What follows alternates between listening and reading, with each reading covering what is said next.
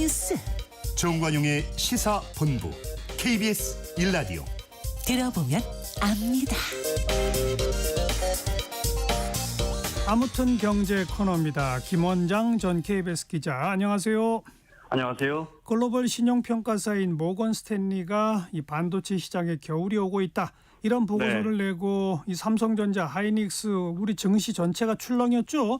먼저 모건 스탠리가 낸 보고서의 내용은 어떤 겁니까?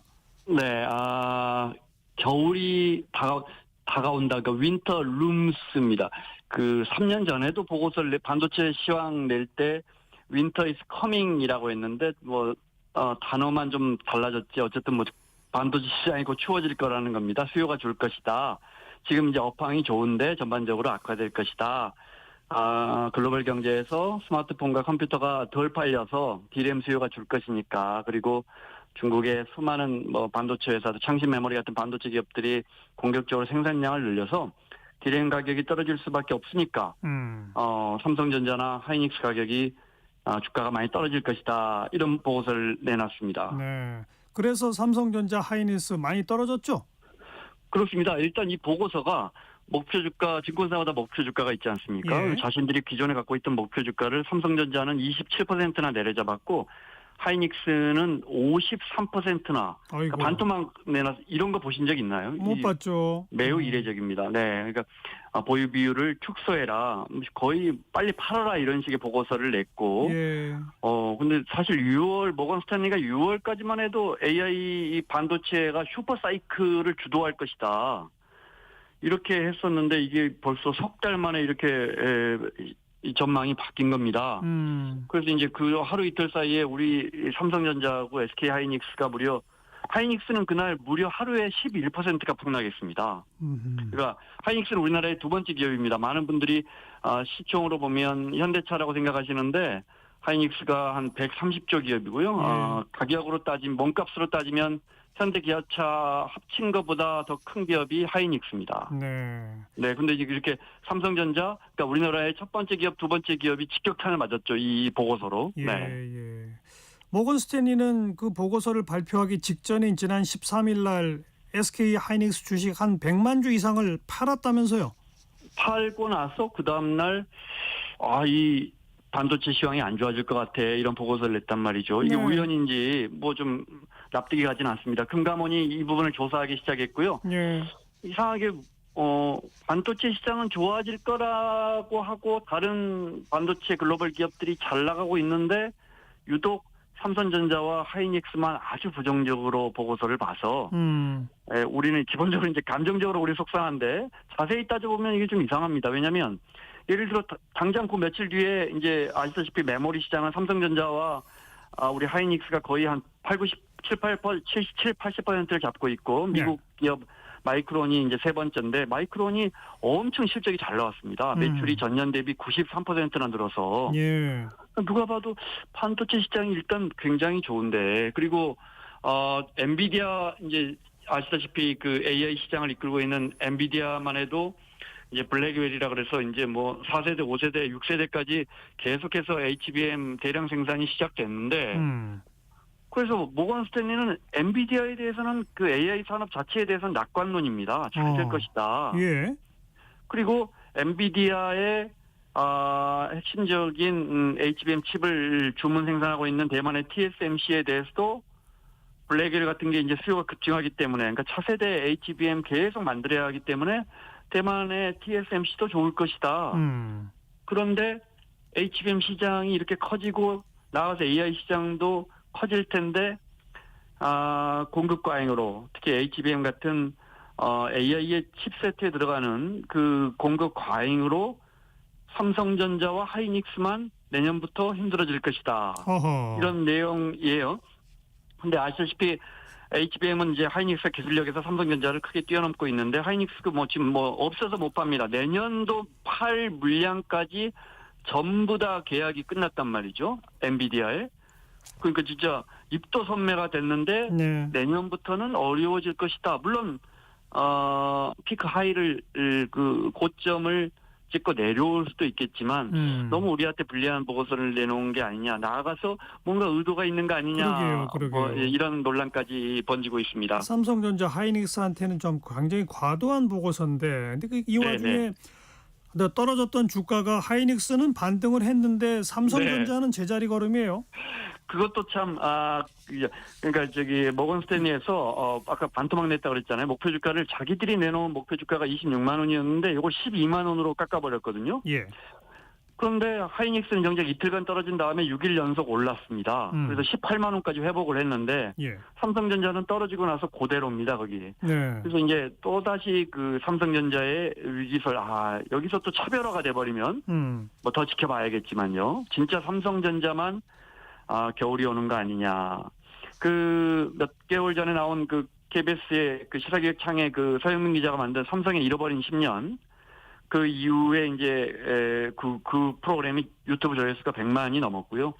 삼성전자의 위기를 이야기하는 계속 이야기가 나오고 있고. 예. 그 중에 이제 뭐 메모리 반도체 중에 D램은 여전히 삼성이 뭐 단연 세계 최고지만 AI 반도체 핵심인 HBM 기술은 하이닉스와 격차가 이게 어느 순간 확 벌어져서 못 따라잡고 있고 아직도 HBM3E는 엔비디아에 납품조차 못하고 있고. 그러게요.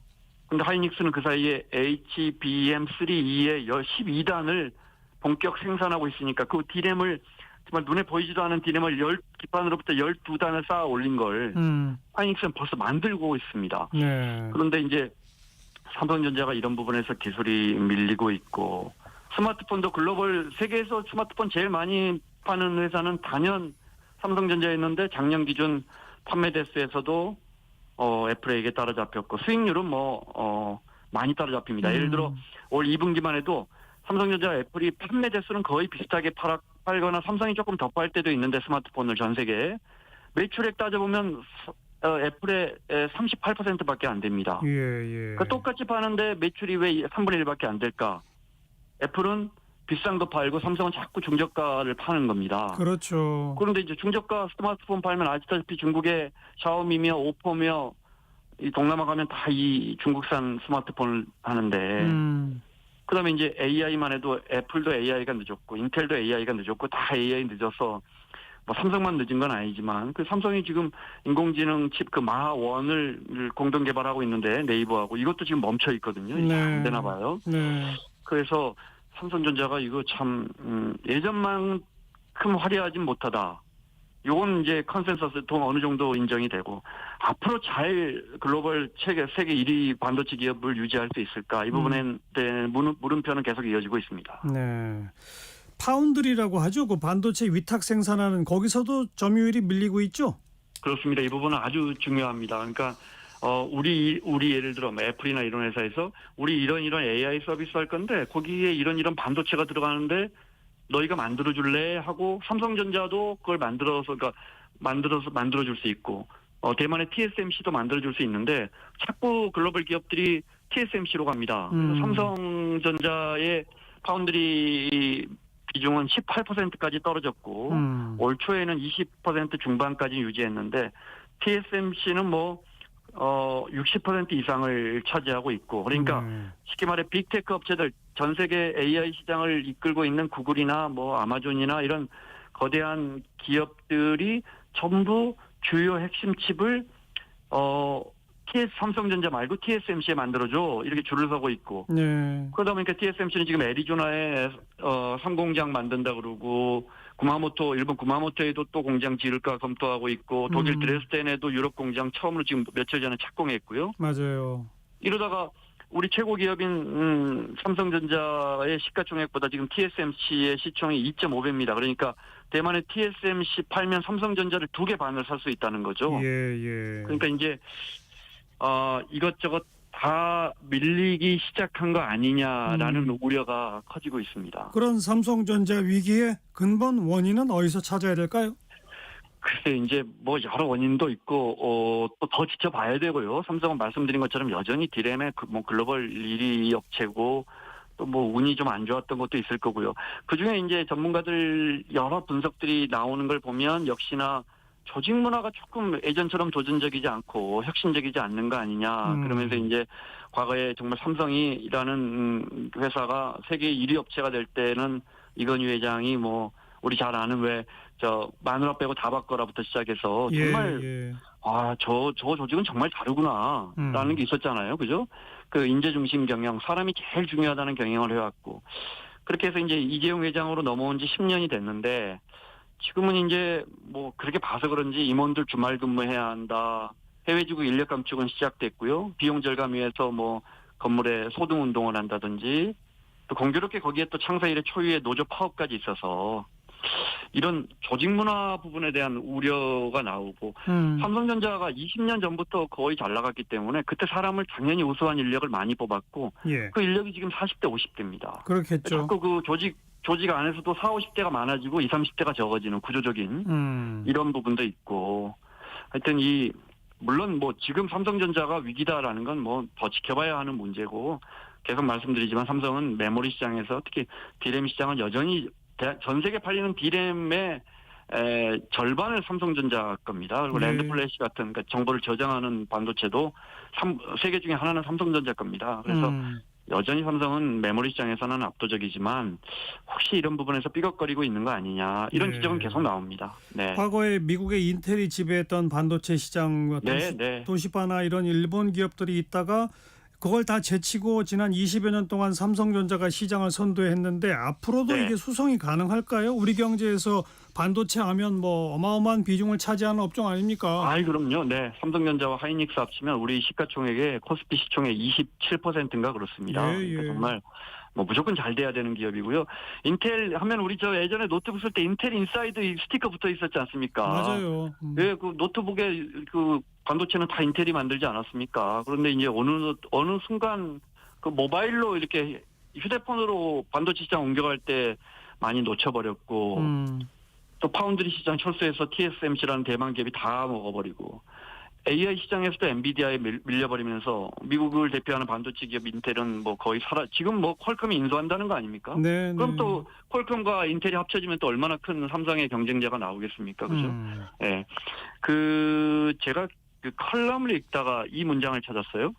83년에 2월 8일에 이병철 회장이 정진기 당시 중앙일보 회장한테 국제전화 걸어가지고 야 우리 반도체 사업하자 이랬다는 거예요. 그래서 삼성이 매년 2월 8일 날 이팔 선언을 하는데 이병철 회장이 78년도에 기고한 사상과 철학에 나온 그 글에 예.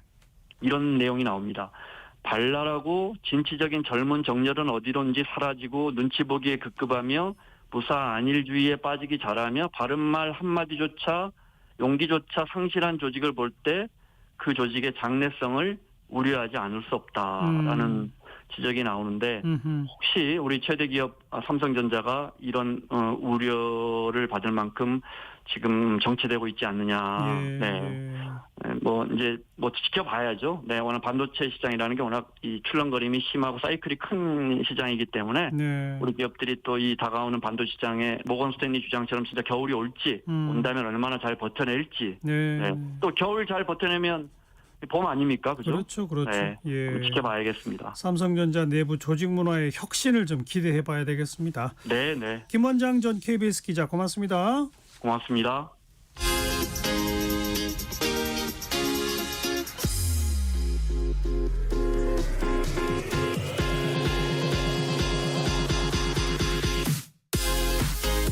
대한민국 시사의 중심 토요일 일요일 낮 12시 10분 KBS 1라디오 정관용의 시사본부.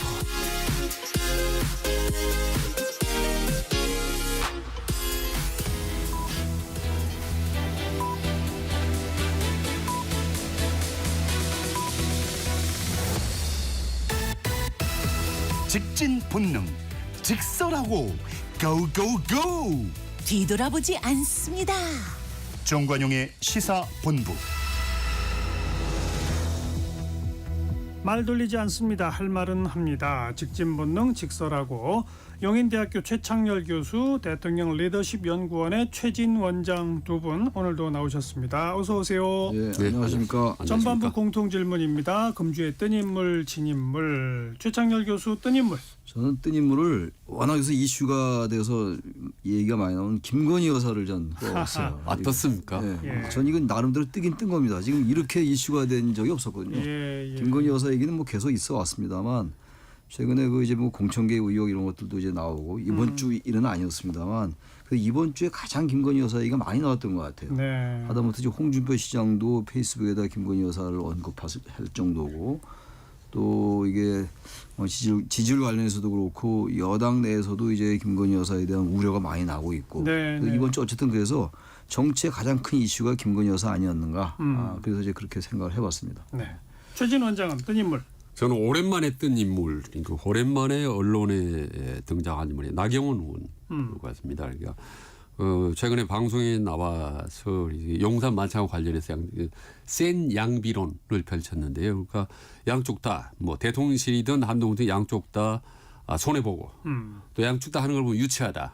그러면서 특히 한동훈 같은 경우는 밖에 나가서 맨날 김건희 뭐 사과 얘기만 하고 뭐 독재 타령만 한다라고 이제 얘기를 했는데 저는 이번 대목이 좀 하나 여쭤보시면 본인 5선 국회의원인데 국민의힘 최다선 의원인데 본인이 얘기하는 날은 대안이나 해법을 들어본 적은 없습니다. 그런 점이 좀 아쉽습니다. 나경원은. 네. 양비를 하는데 본인이 말하는 해법은 뭔지 예, 그게 나와야 되는 건데 알맹이가 없다. 예. 해법이 어떤 게 있을지 좀 이따 좀 얘기해 보고요. 자, 금주의 진인물로 갑시다. 최창렬 교수. 김태효 국가안보실 1차장을 저는 생각을 해봤는데 국회에 대한 경례. 네, 국회에 대한 경례 이 문제인데 이게 지금 야당에서 공직자에 대한 파면 요구 결의안까지 냈어요. 파면 요구 결의안이 장관한테 하는 경우는 뭐 있다 하더라도 건의 아니겠습니다만 근데 이건 일반 공직자에게 이렇게 파면 요구를 결의하는 경우는 많지 않고 이런 안을 내는 경우가 많지 않거든요. 네, 그리고 네. 이게 여야 간에 지금 뭐 쟁점돼 있고 뭐 친일이다 반일이다 김태효 차장이 항상 거기 중심에 서 있는 것 같아요. 예. 일본의 마음이 중요하다 이런 말도 한 적도 있고 그래서 아무튼 이건 김태효 국가안보실 1차장으로서 대단히 불명예스럽다. 이런 말이 오르락내리락 하고 말이죠. 그래서 저는 그 김태효 의원을 진인물은 아니겠는가. 썩 그렇게 명예스러운 그런 이슈의 대상은 아니었다고 생각합니다. 국회에 대한 경례를 왜 안 했느냐. 그 대통령실의 해명은 국기가 안 보여서 네. 국기가 안 보이면 경례 안 하고 그냥 똑바로 서 있어도 된다면서요. 그게 근데 또 야당 얘기는 그거는 이제 국회 하강식 할 때 얘기고 그거는 다른 얘기라는 거예요. 국가 의전 행사 그래요? 때는 그럼 그렇다면 대통령과 대통령 부부는다 그러면 뭐 왜 했느냐 그 얘기를 또 야당이 반박할 수 있죠. 그러니까 안 보였다 하더라도 주변 사람이 전부 다 하는데 안 하는 게 좀 이상하긴 하죠. 지난번도 한번 안 한 적이 있다고는 그래요. 글쎄요. 그래서 자꾸 그런 논란이 있는 것 같습니다. 금주의 진인물 최진 원장. 저도 이제 김태효 차장을 찍었는데 말씀드렸으니까 저는 다른 분을 해보면 이번 지금 일주일 내내 지난주 용산 뭐 만찬 문제를 말했는데 왜 그런 부분을 제대로 좀 조율을 못하느냐 하는 아쉬운 측면에서 이제 정진석 비서실장과 홍철호 정무수석 아무리 윤석열 대통령이 이건 뭐 아니다 안 된다라고 하더라도 비서실장과 정무수석이 서로 좀 의견을 나누고 대통령이 강력하게 직언을 하면 충분히 좀 지금보다는 좀 나은 분위기를 만들 수 있을 텐데 하는 아쉬움이 좀 많이 듭니다. 네. 뭐 내친 김에 만찬 뭐 독대 논란 한번 평가해 보죠. 최 교수 어떻게 보세요? 글쎄요. 저는 이제 더 이상 독대를 가지고 이제 얘기하는 것 자체가 동력이 떨어진 것 같아요. 한동훈 대표 측에서 이제 독대를 신청했다는 얘기가 나오고 왜 그런 언론 플레이를 했냐고 또 대통령실이 불쾌해하고 이러면서 만찬이 끝나고 난 다음에 독대 요청을 또 했다고 이런 얘기가 나오잖아요. 그러니까 이제 국민들이 독대란 말 자체에 거부감을 좀 느낄 것 같아요. 독대란 단어 자체. 짜증나죠. 짜증나죠. 정말 짜증나죠. 독대란 단어도 그렇고 이 독대가 옛날에 그 조선시대 왕하고 저 신하고 했던 게 독대 아니에요. 그때. 근데 이 너무 독대가 너무 흔한 것 같고 저는 이런 식으로 정치를 하면은 아까 나경원 의원 말씀하셨습니다만 양비론이 나올 수밖에 없을 것 같아요. 대통령은 물론이고 한동훈 대표도 나름대로 뭔가를 이걸 바꿔보고 당정 관계를 바꿔보고 현재 국정 운영 방식을 바꿔보고 싶은 마음이 있는 건 알겠는데 왜 이렇게 아무리 원내라 하더라도 말이죠. 당대표인데 63%의 지지로 당선된 당대표인데 왜 이렇게 나약하게 무력하게 보이는가 이런 생각이 들어서 정말로 해법이 잘 안 보이는 것 같습니다. 이런 상태로 간다면. 예. 그렇게 된다면은 지금 독대와 관련해서도 그렇습니다만 이게 제2의 이준석 모델이 가동되는 것은 아닌지라는 그런 우려가 들 정도로 말이죠. 저렇게 독대 요청을 만나자 했는데 저렇게 안 만나주는 게 말이죠. 저렇게까지 할 이유가 있는 건가.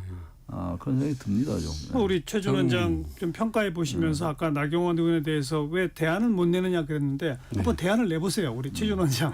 아니 지난주에도 그렇고 매번 낼 때마다 이거 몇 번 한 적이 아니냐고 하는데 저는 어쨌든 지금 이번 만찬 같은 거 보면 저는 한동훈 대표보다는 대통령이 훨씬 더 이게 손해를 많이 본 만찬이었다라고 그렇죠, 봅니다. 그렇죠. 이렇게 산적한 현안들이 많은데 이렇게 그냥 밥 먹고 고기 먹고 헤어지느냐 하는데 특히 이런 상황이면 말이죠. 당 대표가 아니라 대통령이 독대를 더 요청을 해야 되는 거 아닙니까? 당 대표에게 들어오십시오 해서 자주 얘기해야 되는 건데 국민들이 볼 때는 너무 대통령께서 이렇게 세상이 지금 험하게 돌아가는 걸 모르는 게 아니냐라는 그런 많은 좀 의구심, 실망감 이런 것도 많이 가질 것 같다. 그렇죠. 특히 대통령의 지지율 이게 하락에 오히려 이런 부분들이 좀 부정적인 영향을 미치지 않나라고 생각을 합니다.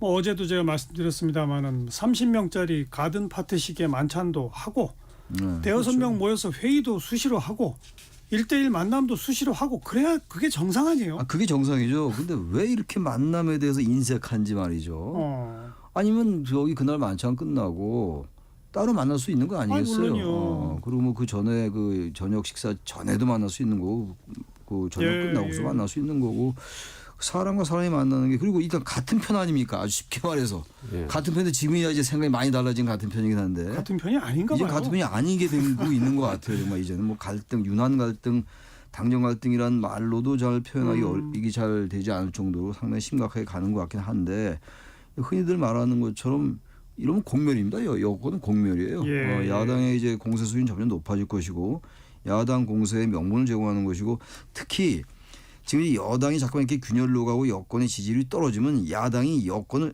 가볍게 본다고요. 일단. 그렇죠. 가볍게 보니까 별로 공격 못하고 공격으로 갈 수밖에 없는 거예요. 이미 가볍게 보고 계속 하고 그렇죠. 있는 거죠. 밀어붙이고 있는 거거든요. 그러니까 저는 영산 대통령실이 참 전략적 마인드가 없다. 부족하다고 생각이 드는 게 이번 만찬할 때 다 언론이든 사람들이 다 독대를 안 할 거라고 생각을 했지 않습니까? 이럴 때 딱 대통령이 독대를 하는 거예요. 그래서 단둘이 그런 얘기를 하면 뭔가를 주고받을 거 아닙니까? 이야기를. 근데 그걸 만약에 한동훈 대표가 밖에 나가서 언론에 노출을 했다 할 경우는 한동훈 대표만 하는 그 책임을 뒤집어 쓸 수밖에 없는 거예요. 물론이죠. 대통령 입장에서는 너그럽게 자리를 마련해 줬는데 자꾸 언론 플레이한다라는 주장에 힘이 실리게 되는 거죠. 그런데 참 누구나 예상했던 대로 독대로 하지 않고 뭐 기껏 뭐 대통령께서 무슨 한 대표 고기 좋아하니까 소고기 돼지고기 준비했다. 뭐 아이스라떼 뭐 이게 감기 걸리는 괜찮습니까? 이런 정도가 언론에 대대적으로 보도가 될 정도 보면 참 너무 좀 한심하다 어떻게 보면 왜 이런 대화 내용이 자체가 언론에 크게 비중 있게 보도되는 것 자체가 이번 모임은 너무 이 맹탕이었다라는 점은 아까 최 교수님이 김건희 여사를 떠님으로 했는데 그러니까 결국 이렇게 독대 논란이 이어지고 두 차례나 그런 요구를 했는데도 안 만나고 하는 핵심 이유는 김건희 여사 때문이다라고 하는 분석이 지배적이지 않습니까? 많죠. 뭐 그런 평가가. 그러니까 그 한동훈 대표는 거듭 김건희 여사가 사과해야 한다라는 공식적 입장 표명을 했었고 네, 그렇죠. 그걸 이제 대통령실은 못 받아들인다는 건가요? 뭐 또 지금 또 국면이 뭐 사과 정도로 해결될 국면이나 이런 또 분석도 있고. 그러니까 저기 그 김재원 최고 말씀은 어느 방송에 나와서 제가 얘기한 걸 봤더니 이게 사과라면 이게 촉매자가 된다. 다시 말하면 사과라면 더 이게 불을 붙여가지고 더 문제가 커진다. 이런 인식을 갖고 있는 것 같아요. 그러니까 절대 사과하면 안 된다라는 이유가 그거거든요.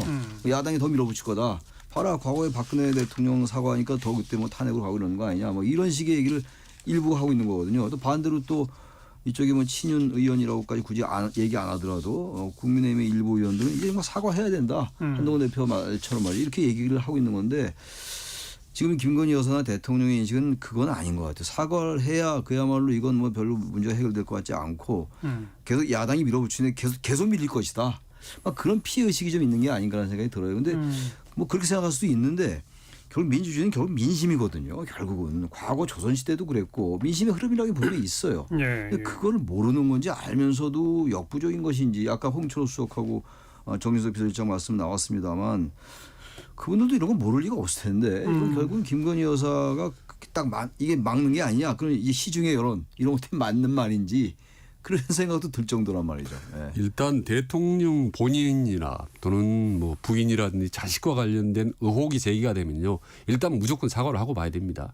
이게 전략적 요리예요. 그래서 김건희 여사가 사과를 하면 뭐 국면이 전환이 되느냐. 국면 전환은 안 됩니다. 사실은. 안 되죠. 근데 국면 전환에 안 물꼬를 돼도 해야 트는 되는 거예요. 거죠. 첫 물꼬를 시작하는 겁니다. 거기서. 그다음부터 일단 이 문제가 있고 의혹이 크다는 걸 인정했구나. 라고 국민들이 인정해 주면 그다음에 이제 이 후속타가 나와야 되는 거죠. 이제 본인이 자청을 해서 뭐 재소환을 받겠다든지 뭐 서면 조사를 받겠다든지 그럼 그다음에 또 나가는 거죠. 이제 바로 대통령실이 뭐 지난번에 얘기했다시피 뭐 제2부속실 만들고 그다음에 또 점점 강도를 높여가는 거예요. 예. 할 수 있는 조치를 자청해 나가는 겁니다. 그런데 처음에 사과부터 하지 않으면 그 이후 어떤 논의나 진전이 되지 않지 않습니까?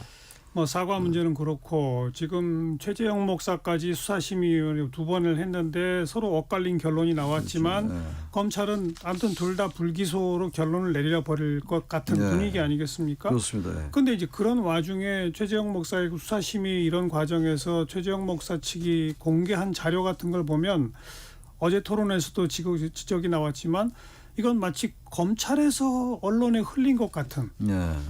그런 또 검사가 이러이러한 얘기를 했다라고 하는 식의 어떤 녹취록까지가 지금 등장을 하고 있단 말이에요. 이런 건 어떻다고 보세요? 그러니까 최재형 목사는 왜 자기 청탁적으로 얘기한 거다라는 얘기를 오히려 그쪽이 주장하고 있잖아요. 자기 대표. 내가 청탁했다. 나 죄 지었으니 나를 기소해달라. 기소하는 거니까. 그거예요. 기소 안 하겠다라는 거. 이거 네. 아주 이 모양 자체가 우스꽝스럽죠. 대단히 우스꽝스럽죠. 참 그런 건데 지금 검찰총장도 바뀌었지 않습니까? 네, 바뀌었고 지금 검찰한테 그런 거 기대하기 어려울 것 같아요. 이렇게 뭐 강골 검사가 있어서 여러 이것저것 좌고우면하지 않고 법리에 따라서 증거에 따라서 원칙에 따라서 하는 거 이런 검찰은 좀 아니지 않느냐 이미 검찰이 완전히 지난번 이원석 검찰총장이 있을 때도 검찰총장 패싱하고 인사가 있었잖아요. 그 이후에 새로운 검찰총장이 들어섰기 때문에 이게 이제 이렇게 잠깐 불어붙이는 거거든요. 전혀 우려스러운 게 민주당이 계속 탄핵 얘기를 꺼내고 있잖아요. 그리고 아니 전에 주말에 탄핵 집회가 많이 열렸던 게 사실이에요. 맞아요. 수원에서도 열렸고 부산에서도 열렸고. 근데 이걸 가볍게 보지 말라는 거예요. 진짜 이건 뭐 야당이 밀어붙이고 그러니까 일부 극단주의자들이 밀어붙이는 거 아니냐라는 인식을 가질지 모르겠는데 설령 그런 면이 있다 하더라도 이건 괜히 이런 건 아니지 않을까라는 생각을 해야 돼요. 저는 정말로 이거는 대통령실에 있는 분들이 꼭 대통령과 대통령 부인이 아니더라도 위기의식을 느껴야 됩니다. 위기의식을 못 느끼는 것 같아요. 이러다가 일단 11월 달에 1심 선고 나오면 괜찮지 않을까. 이재명 대표 1심 선고 유죄가 나오고 피선거권 박탈 이상의 유죄가 나오면 국면이 바뀔 것이다. 라고 혹시 생각한다면 그건 대단히 잘못된 오산이다. 제가 그 말씀을 드립니다. 전혀 뭐 전적으로 말씀 동의하고요. 저는 이제 미시적인 문제일지 모르겠지만은 이 수사심의위원회가 김건희 여사와 최재형 목사에 대해서 엇갈린 판단을 내린 게 상당히 좀 불을 질렀지 않습니까? 국민 민심에. 그런데 저는 수사심의 결정이 좀 문제가 있다. 그리고 국민들께서 잘 모르시는 부분이 있는데 뭐냐면요. 수사심의위원 11명이 동일한 사안에서 각각 다른 판단을 내린 게 아닙니다. 사실은. 수사심의 11명인데요. 구성이 다르죠. 구성이 다릅니다. 전혀. 다른 사람들이. 이쪽 11명이고 저쪽 11명은 전혀 다른 사람들이에요. 그럼 다른 결론이 나올 가능성이 높은 거죠. 똑같은 11명이 동시에 각각 판단을 내리면은 그거는 이제 합리성이 있다고 보는 거죠. 그래서 저는 이 제도 자체가 좀 상당히 문제가 있다.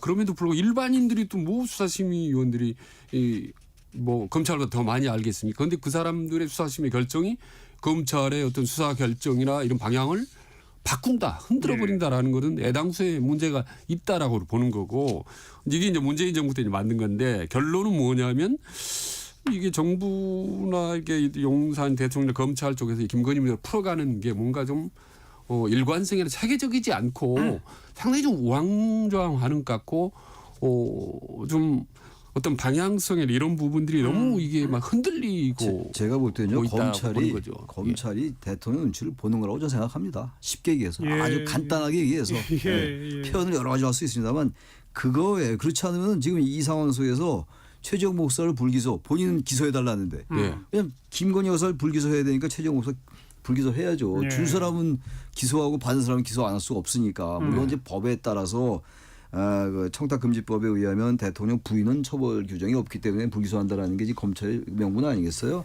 근데 그럼에도 불구하고 지금 특검법 얘기 나오고 이런 상황 속에서 검찰은 김건희 여사를 대통령의 영부인으로 인식하는 것 같아요. 강하게. 예. 그러면요 거기서 중요한 포인트가 나왔는데 눈치 보는 겁니다. 자 쉽게. 대통령께서 영부인에 대해서 분명히 본인의 의지를 확실히 표출을 했음에도 불구하고 수사심의에서 각각 전혀 다른 결과가 나온다. 뒤집어진다. 이거는 문제이고 앞으로 그 이후의 수사나 여러 가지 과정에서 얼마든지 대통령의 의중과는 무관하게 전혀 다른 결론들이 내용들이 튀어나올 수 있다고 저는 보는 거죠. 이게 아주 위험한 상황인 거죠. 저는 수사심의위원회가 뭐 본질적으로 이게 뭐 합리적이지 않다라는 건 정말 본질이 아니라고 봐요. 그게 중요한 문제는 아니죠. 그게 중요한 문제 아니라고 봐요. 저는 예, 뭐 그건 그건 아니고. 아무튼 그래서 이제 네. 특검인데 네. 그 김건희 특검을 대통령이 거부권을 행사하면 자기와 자기 가족에 대한 걸 거부권을 행사하는 거는 법률상 옳지 않다. 네. 사실상 그건 재척 사유에 해당되는 네. 거 아니냐. 이건 위헌위법적 행동이다. 그러니 탄핵 사유가 된다. 이런 논리 아닌가요? 야권 쪽은? 야권 쪽은 이제 그래서 뭐 법도 만들겠다는 거 아니에요? 지금 뭐 다른 거부권 제한법. 예, 법도 나오고 무슨 검사들 법 왜곡죄라는 것도 만들자는 거죠. 이런 건데 이건 좀 다른 얘기는 합니다만 이 대한민국도 그렇고 모든 민주국가가 법치국가들이잖아요. 그러니까 정치와 법치가 이제 충돌할 때도 있고 보완 관계를 유지할 때가 있는데 여나 야나 지금 우리나라에서 제일 중요한 점 민주주의 위기라는 게 법을 너무 자의적으로 해석하고 법을 선택적으로 적용하고 이런 부분들이에요 지금. 예. 그게 막 맞물려 있어요 여야가 지금. 그래서 막 충돌 양상으로 가는 거죠. 다시 말하면 정말 민주주의라는 걸 생각하는 그런 정치인들보다는 당장 정파의 이익 그리고 자신의 사회적 지위, 지배적인 사회적인 네트워크 이런 걸 의식하다 보니까 양쪽의 원칙이 거의 없어진 것 같아요. 네, 아주 뭐 포괄적으로 아주 언론적인 측면에 맞습니다. 맞아요. 그래서 저는 이 사안을 케이스 바이 케이스로 서로 이렇게 여야가 협의를 하면 절대 해답이 안 나온다고 봅니다. 지금 김건희 건만 하더라도 지금 8건이 들어가 있지 않습니까? 여야가 팽팽히 맞서는데 어떻게 해답이 나옵니까? 그래서 지난번에 말씀드렸다시피 여러 건을 최상병권 여러 정치 현안을 한꺼번에 놓고 한 테이블에서 빅딜을 하는 수밖에 없습니다. 그렇지 않으면요 이게 1년, 2년, 3년 다 임기 다 갑니다. 그리고 그 사이에 이미 뭐 탄핵 뭐 모임이다 집회다 이런 게 터져 나올 수밖에 없기 때문에 저는 하루속히 여야가 테이블에서 쫙 보따리 풀고 거기서 머리를 맞대고 해야 되고 아니 여야가 빅딜을 하라는 너무 좀 과도한 요구이신 것 같고 예. 대통령과 여당 사이에서도 지금 딜을 못 하는데 무슨 여야가 빅딜을 하겠습니까? 안 그렇습니까? 그렇다면 이 김건희 여사에 대한 우리 방송에서 얘기 자체도 할 필요도 없을 정도로 너무 이거는 미묘 갈등. 그래서 추상적이고 거창할 것 같지만은 이 빅딜을 하라는 방금 우리의 방송이 이게 상당히 세게 거세게 나올 수밖에 없습니다. 민심이 이제 점점 그러니까 더 제발 좀 그렇게 해줬으면 그 좋겠는데. 제일 좋은 말씀인데 참. 이게 뭐가 문제냐면요. 해병대원 특검 얘기도 예. 윤 대통령이 연루돼 있다는 의혹이 있는 거잖아요. 지금. 맞아요. 의혹이. 그거고 예. 김건희 여사 특검은 김건희 여사가 주인공이에요. 예. 이러다 보니까 이게 안 풀리는 거예요 지금. 아무튼 그래서 지금 어젠가요 뭐 6천 명 뭐 주최 측 주산으로 해서 뭐 탄핵 집회 나왔다고 하는데 지금 이런 모임들이 계속 여기저기서 나올 수가 있고 지금 보니까 면면을 보니까 지금 상당히 뭐 진보적인 나체지만 점점 이를테면 뭐 중도층까지 몰려 나오기 시작하면요 어떻게 할 겁니까 대통령 그때는 감당 못합니다. 우리는 사실 대통령과 여당을 뭐 비판하는 게 아니라 그 대통령과 그렇죠. 여당을 위해서라도 위해서는 그렇습니다. 예. 지금 자기들끼리의 딜도 못 하고 있는 이 상황에서 도대체 어떤 전국의 돌파구를 찾을 수 있느냐? 그렇습니다. 그거죠. 우리 최재 원장 말대로 여야 빅딜 하려면 먼저 자기들끼리 딜부터 좀 제대로 해라. 해야 되는 건데. 그 예우구죠. 1시 35분 향해 갑니다. 잠깐 교통정보 전해드릴게요. 정현정 씨. 네, 먼저 고속도로 상황인데요. 경부고속도로 서울 쪽입니다. 안성분기점에서 정체고요. 기흥에서 수원까지 천천히 갑니다. 한편 서울요금소 부근 1차로와 2차로 그리고 3차로에서는 승용차 사고 처리하고 있습니다. 서울요금소부터 정체고요. 반대 부산 방향은 잠원에서 서초까지 막히고 있습니다. 경인고속도로 서울 방향은 신월에서 막히고요. 서울 양양고속도로 서울 쪽으로 동홍천에서부터 막히고 있습니다. 설악에서 화도까지 정체고요. 남양조금소 1차로입니다. 승용차 고장난 차 서 있습니다. 미사에서 강일까지 밀리고요. 서해안고속도로 서울 방향 당진분기점에서 서해대교까지는 20km 가까이 막히고요. 일직분기점에서 금천까지 정체입니다. 한편 서울시내 상황인데요. 올림픽대로 잠실 쪽으로 한강대교에서 동작대교 사이 3차로는 추돌 사고 처리 중입니다. KBS 교통정보센터였습니다.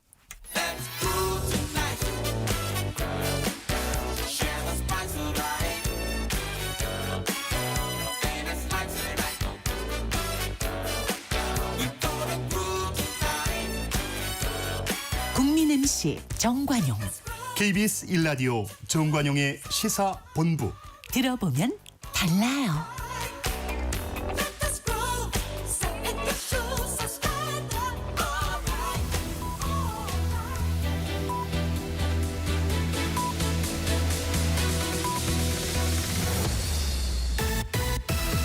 직진 본능, 직설하고 고고고. 뒤돌아보지 않습니다. 정관용의 시사본부. 매주 일요일 2부 직진본능 직설하고 용인대학교 최창렬 교수, 대통령 리더십 연구원의 최진 원장 두 분과 함께하고 있고요. 후반부 공통질문입니다. 금주의 핫한 한마디. 최 교수. 저는 저기 그 홍준표 대구시장이 한 얘기인데요. 페이스북에 어제 쓴 글입니다.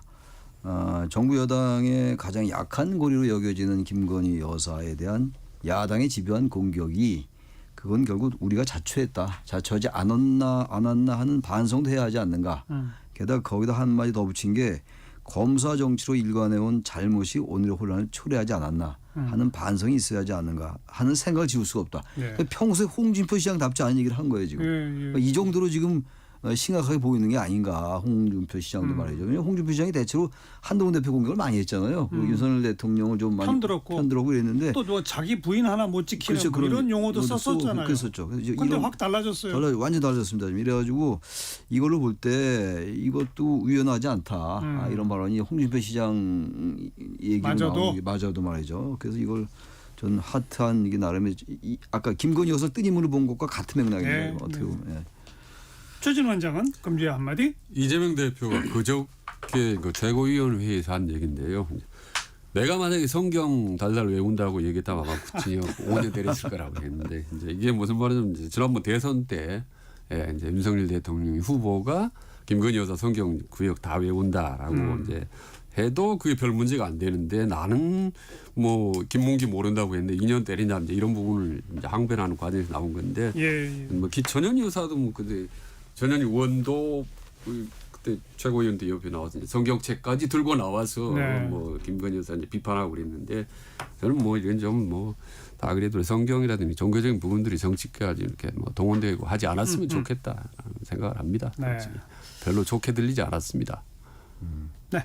금주에 또 민주당 내에서 상당히 뜨거운 쟁점이 됐던 게 금투세 관련 찬반 토론을 당내 토론을 하지 않았습니까? 그렇죠.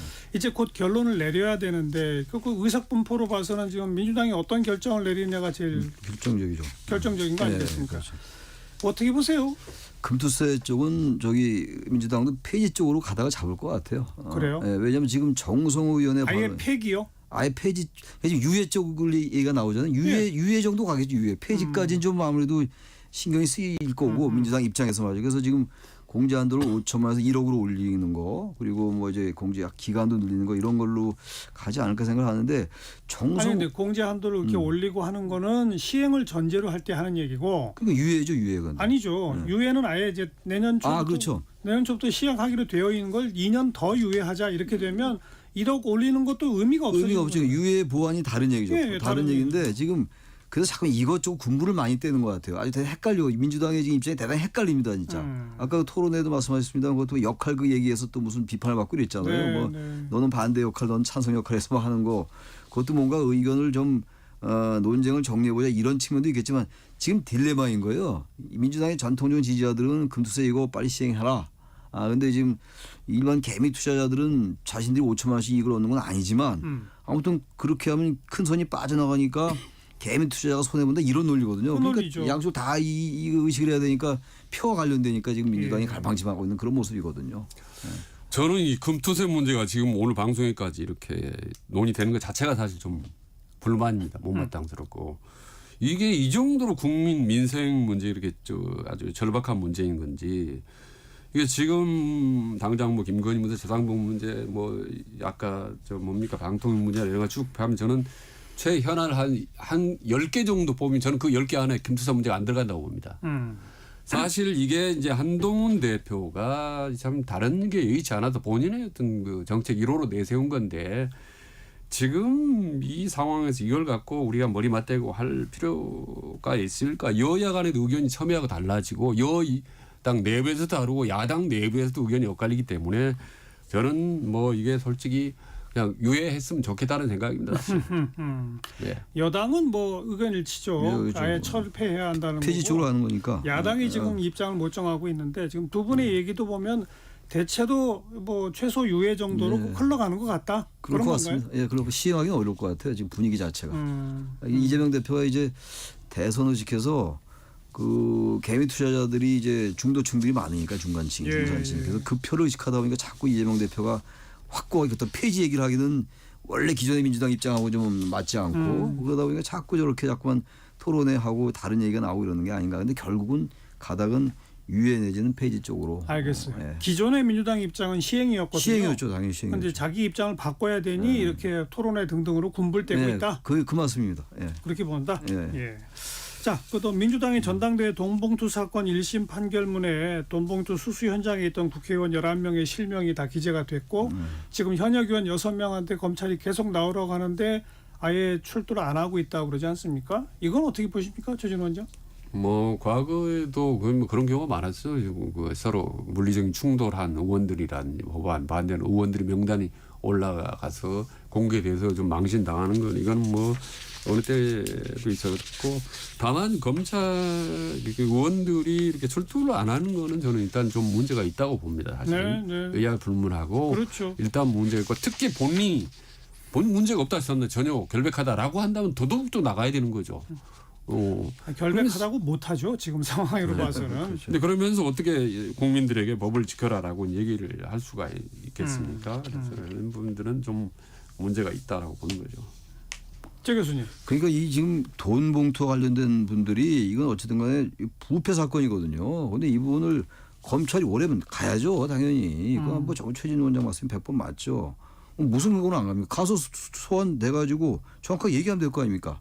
왜 당신들 나를 괴롭히냐고. 그럼 검찰이 얘기 못 할 텐데 왜 자꾸 이런 식으로 불러도 가지도 않고 뭔가 자신들이 뭔가 그 한 행동이 있으니까 이런 거 아니겠어요? 이거는 네. 검찰의 평소의 행동이 설령 야당이 주장하는 것처럼 너무 편파적이다. 지나치 이재명 대표에 대한 수사를 많이 했다라고 손 치더라도 예. 이건 별개로 가서 조사 받아야 됩니다. 이런 것들. 예. 출두 안 하는 것을 멈추는 게 아니라 그 돈봉투 사건 수사한 검사 또 이재명 대표 수사한 검사를 탄핵하고 뭐 그런 뭐 사문서 위조, 공문서 위조 그거 들여다보겠다는 거 아닙니까? 그런 검사 네. 탄핵 추진 내지는 뭐 검찰이나 검사가 법을 잘못 적용하거나 증거를 왜곡하거나 하면은 처벌하는 새로운 법률안을 제정하자고 하는 거 예. 이런 행동들 어떻게 보세요? 저는 그거는 동의하기 어려워요. 그건 왜 그러냐면은 이 법이라는 게 이게 겉으로 볼 때 민주주의를 지키는 거 같지만 말이죠.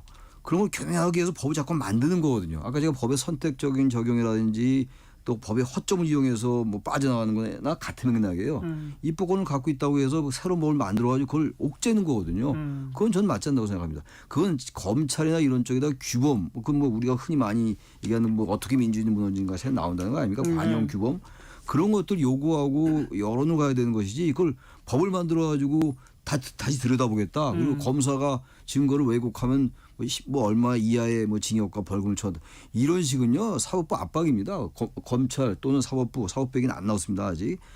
법을 잘못 적용하고 과도하게 적용하는 거나 마찬가지로 이건 전 상당한 좀 민주주의 위기다. 그런 식으로 자꾸만 법을 가져가는 거는 네. 저는 개인적으로 그렇게 생각합니다. 최준 원장. 그러니까 정치권이 이렇게 검사를 탄핵한 거는 아마 이재명 대표 체제 외에는 제 기억에는 없는 것 같아요. 과거 있었습니까? 저도 기억에도 없었던 것 같고 뭐 이재명 대표 체제 하에서 이렇게 한두 명 다니고 계속 특히 본인과 관련된 그런 그 검사 이런 부분에 대해서 탄핵을 이렇게 한두 번 연달아 이어진다는 거 이건 정말 문제다. 이게 이 의회 삼권 분립의 원칙을 기본적으로 훼손하는 거다. 이게 삼권이 분립된 게 아니라 완전히 정치권이 사법부나 검찰 같은 걸 완전히 장악하려고 하는 의도로 비칠 수 있기 때문에 이런 부분들이 상당히 네. 언론이나 국민로부터도 아주 세게 비판받아 맞다가다 오고. 그러니까 지금 말씀하신 법 왜곡죄 같은 거요. 그거는 정확한 내용은 아직 안 나왔습니다만 검사가 증거를 왜곡하게 적용하거나 이럴 때 그걸 처벌하겠다는 거거든요. 예. 근데 그걸 뭘로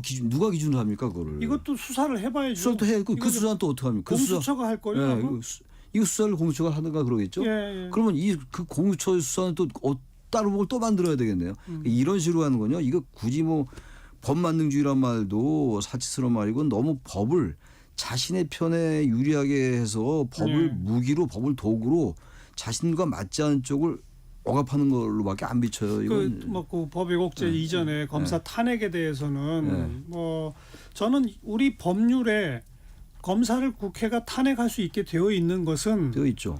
이거는 법치주의를 뭐 위반하거나 왜곡시키는 것이 아니고 검찰의 권력에 대한 의회 권력의 견제 수단으로 탄핵이라는 제도를 둔 거는 저는 타당하다고 생각하고 탄핵을 추진하는 것도 있을 수 있다고 보는데 중요한 건 국회가 탄핵을 했으면 헌법재판소에서 판결을 받아야 되잖아요. 그렇죠. 받아야 헌법재판소에서 이건 정말 탄핵 사유가 된다라고 인정될 때 해야지. 그렇죠. 마구잡이로 하는 건 안 된다 이거 아닌가요? 그렇죠. 그게 말하자면 사실 그 입법 권력의 남용에 해당할 수 있어요. 글쎄요. 그렇게 해서 이제 헌재에서 결국은 최종 판결이 나와야 되는 거 아닙니까? 예, 예. 파면 또는 뭐 탄핵 판결이 나와야 되는 건데 그렇게 그렇게 일반적으로 볼 때 법률 전문가가 아닌 사람이 봐도 이거 좀 과도한 입법권 남용 아닌가? 특히 이재명 대표 보호하려는 거 아닌가? 이재명 대표 수사한 검사를 자꾸 압박하는 거 아닌가? 이렇게 거죠. 보인단 말이죠. 네. 그런데 자꾸 법으로 한다면 그 법의 어떤 그 명분 이런 게 자꾸 잃어가거든요. 그게 민주주의의 위기예요. 그래서 방금 말씀하신 말하는 권한 남용 아니겠습니까? 권한은 있는데 있죠, 권한이. 그걸 너무 과도하게 예, 예. 남용하거나 여기저기 무작위로 막 쓰는 건데 이런 국민들의 어떤 따가운 비판에도 불구하고 계속 이런 권한 남용을 하는 이유는 심리적 압박 효과가 분명히 있다고 봅니다. 그래서 그 상당히 그 이제 혜택을 받을 거고 검사들이나 판사들 입장에서 본다면 상당히 심리적 부담감을 느낄 거예요. 네. 그리고 보면 뭐 총선 때 공천 때 보면은 특히 검사 출신들이 많이 정치권에 또 입문을 하지 않습니까? 제일 많죠. 예, 아주 그런 것도 다 뭔가 이 검사 출신들이 정치권의 힘을 이용해서 검사들의 어떤 여러 가지 좀 압박하려는 그런 상당히 좀 바람직하지 못한 그런 저는 의도가 있다. 이거는 단순히 이제 어느 개인 뭐 이재명 대표나 누구 개개인의 있는 어떤 사법적이나 이런 정치 문제를 떠나서 대한민국 어떤 이 근간의 어떤 문제이기 때문에 참 이 부분을 어떻게 바로 잡아야 될까? 좀 길게 보면 사실 군부 정치가 끝난 후에 대한민국의 가장 강력한 권력 집단이 검찰이고 그래서 어떻게든 검찰을 개혁해야 한다라고 하는 민주당 쪽의 논리를 받아서 공수처를 그렇게 오랜 논란 끝에 일단 만들어 놨는데 아직까지 현재까지의 성과로 봐서는 공수처를 만들어서 검찰이 개혁됐다, 검찰이 견제됐다라고 말하기는 어려운 것 같고 그러다 보니 민주당 쪽에서는 또 게다가 검찰 출신이 지금 대통령이 되고 이러면서 어떻게 저 검찰을 손볼까? 지금 특히 검찰 독재다 이렇게까지 부르면서 뭐 그렇게 이제 뭐 각종 법률안도 제정하자, 뭐 하자, 탄핵도 하자 막 하고 있는데 별로 또 여론의 반응은 안 좋고 그렇죠. 이런 상황 아닙니까? 근데 그런 얘기들이 그 책 요새 나온 책 제가 책을 그 책을 소개하는 건 아닌데 어떤 책을 보니까 이른바 표면적인 충직한 민주주의라는 말이 나오더라고요. 표면적인 그러니까 충직한 민주주의가 가장 좋은 건데 충직한 민주주의자 앞에 표면적인 그러니까 영어로 세미 로얄 디모크라트. 그러니까 다시 말하면 좀 우리나라에 적용이 좀 되는 것 같아요. 겉으로는 대단히 민주주의를 수호하고 민주주의를 얘기를 많이 하는데 표면적으로만. 네. 그러니까 결국은 자신들의 권력 유지하고 자신 상대방의 정적을 제거하기 위해서 그렇게 자꾸 민주주의 원칙에 입각하는 것 같지만 법을 자꾸만 나쁘게 남용하는 것. 거기 딱 해당하는 것 같더라고요. 이 책 내용하고. 그래서 그분들이 꼭 그렇다고 제가 단정하는 건 아닙니다만 예. 그렇지 않고 저렇게 검찰이 꼭 잘했다는 건 아니겠지만 그건 전혀 별개의 문제거든요. 검찰개혁이라는 문제와 모든 걸 법으로 해서 자꾸만 탄압이 아니라 압박감을 주고 심리적으로 부담을 주는 거 이런 것들이 사실은 표면적인 충직한 민주주의자에 해당한다. 근데 표면적인 충직한 아니, 민주주의자는 나쁜 사람들이거든요. 그처럼 최창렬 교수 말처럼 이제 그런 그 법 제정하자 뭐 하자 하는 걸 비판할 수는 있는데 그러면 대안은 뭐냐? 과연 저 검찰 권력을 뭘로 견제하느냐? 뭐가 있을까요? 그게 별로 없죠. 그러니까 지금 이제 나온 얘기가 기소권과 수사를 완전 분리하자는 얘기인데 그러니까 아예 이제 그래서 그 검찰 자체를 없애버려. 기소청으로 만들게 검찰 없애자는 거예요. 검찰청 기소청 자체를 없애자는 거죠. 기소만 하는 곳으로 만들겠다는 건데 우리나라의 여러 가지 사법 여러 가지 현황을 보면 그게 또 쉬운 문제도 아니거니와 과연 그건 경찰은 완벽한 거냐? 그것도 또 아니거든요. 근데 그걸 너무 과도하게 검찰을 이제 악몽하는 측면이 분명히 있죠. 네. 그러니까 과거에 같은 경우 방금처럼 이렇게 여야가 완전 그야말로 정쟁으로 치닫을 경우에 이걸 견제할 수 있는 위치가 힘이 시민단체였거든요. 사실은 상당 부분 중립적이로 나름대로 어떤 제3의 권력이라고 했는데 지금 어느 순간 사실 시민단체 역할이 상실되다시피 했지 않습니까? 다 정치적으로 시민단체도 어느 한쪽으로 좀 다 기울어져 있는 거죠. 그나마 이제 그래도 시민단체가 없으면 할 수 있는 게 언론인데 지금 뭐 아쉽게도 언론도 상당히 좀 정치 바람 많이 휘날리는 경향이 있죠. 그러니까 지금 제동 장치가 상당히 좀 묘하다. 그래서 결국은 저는 그 중도적인 국민들이 자주 이제 목소리를 좀 내야 된다고 보는 겁니다. 중도층이. 뭐 여론조사 과정이라든지 혹은 언론이나 여러 가지 다방면 특히 선거할 때라든지 점점 중도층의 목소리를 키워야 된다. 중도층 시대가 오는 것만이 이 양극단 시대를 그나마 막을 수 있고 어떤 여야의 어떤 권력 권한 남용을 그래도 제동을 걸 수 있는 유일한 방법이라고 저는 보는 거죠. 그래서 저는 상당히 뭐 강의나 책을 쓸 때 여러 가지로 중도를 많이 강조합니다. 물론 맞는 말씀이고 되게 좀 조직화되고 좀 더 가시화되고 좀 세력화돼야 된다. 지금 조국혁신당이 가장 앞장서서 검찰청을 없애고 이 수사청과 기소청으로 분리하고 하는 등의 이 법 개정안 같은 걸 내고 있지 않습니까? 그렇죠. 제가 볼 때는 민주당이 조만간 거기에 이게 동조하면서 국회에서 상당히 논란이 될 걸로 예상이 돼요. 그렇죠? 그렇습니다. 그 지난 정권 때 그 검찰개혁 이른바 검수완박 얘기를 하면서 공수처도 만들어주고 이랬던 거 아니겠어요? 근데 그동안 그게 좀 뜸했는데 아마 본격화 할 겁니다. 다시 제가 볼 땐 그럴 것 같아요. 저도 거기 100% 동의합니다. 네. 저는 정치 성향이나 이념적으로 어느 한쪽으로 기울어진 사람이나 정당이 만드는 제도 법안에 대해서는 저는 믿지 못하겠어요.